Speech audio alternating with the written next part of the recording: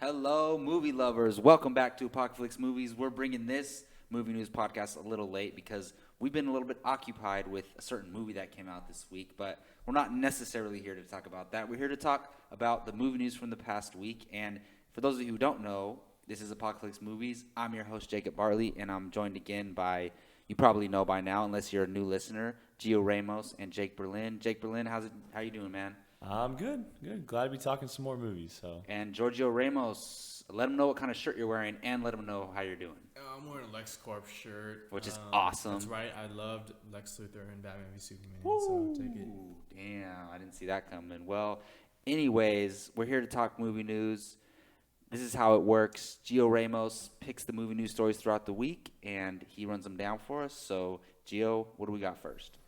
So since Batman v Superman released this week, we're going to talk a little bit about it as far as what Zack Snyder revealed about what's in the movie, what's not in the movie. These aren't spoilers. These are just, this is the director coming out and talking about what almost made the film. So with that in mind, Snyder revealed in a recent interview that the Joker and Riddler almost made it into the final script of Batman v Superman: Dawn of Justice.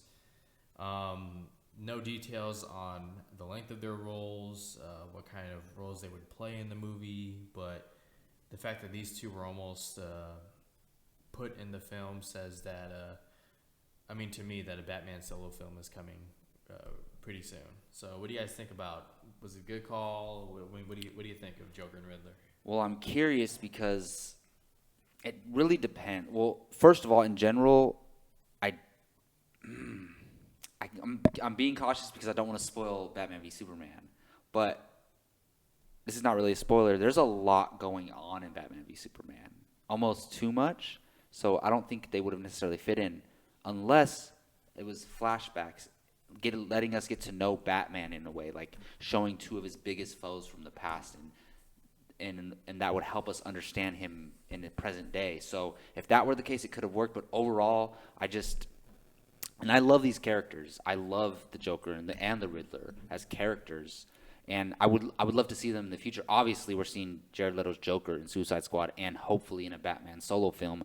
And I would love to see a new incarnation of the Riddler in a Batman solo film, but not in this movie. So I'm glad they didn't do it, but it's interesting. I'm curious what context it would have been in. Well, I think the Joker one, we can kind of all guess what it would have been. Mm-hmm. Oh, okay. Yeah, the Jason Todd thing we always talk about. I think the whole Robin situation, because they hinted at it, like it could have been laid out somewhere around that scene or something in the movie. The Riddler one, if you've seen the movie, if you haven't, but it's also in the trailer, there's kind of a hint at him as well.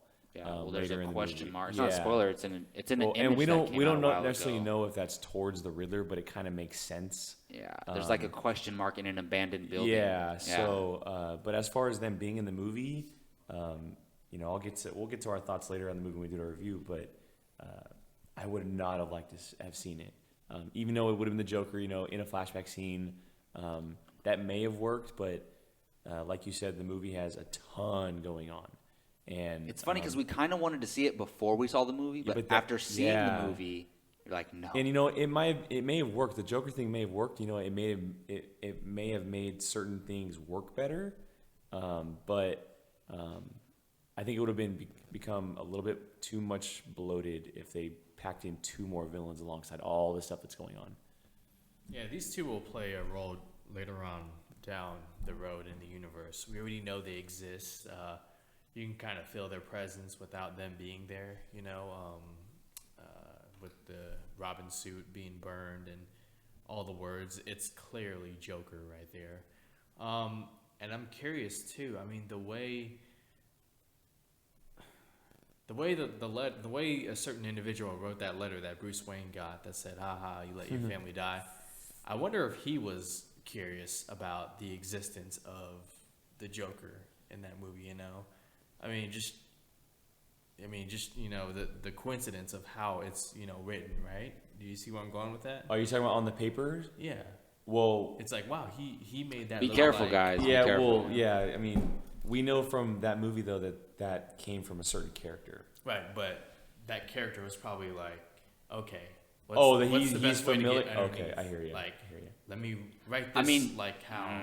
Never mind. Yeah, we don't want to get too far We'll into get it. It's like, check out our Batman v Superman spoilers review, and we'll talk about but everything. I hear what you're saying. I totally hear what you're saying because it would make sense that way, and it would have tied back to that particular character.